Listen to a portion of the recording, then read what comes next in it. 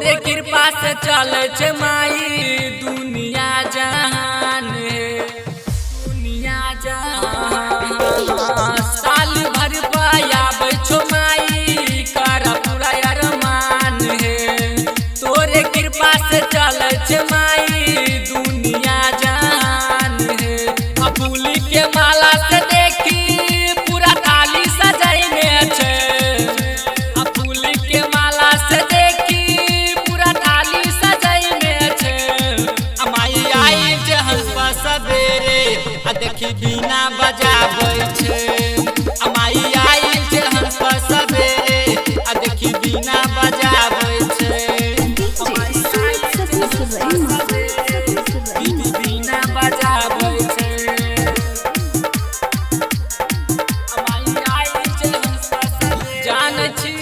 तोहर कृपा बरछा महान है हाथ जोड़ के तोरे माई कर छिया प्रणाम है हाँ जान छिया तोहर कृपा बरछा महान है हाथ जोड़ के तोरे माई कर छिया प्रणाम है राइटर सचिन कहे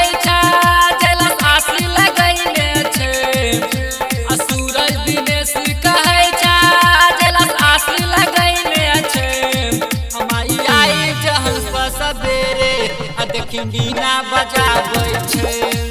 माई आई छे हंसपा सवेरे आ देखी बीना बजाबै छे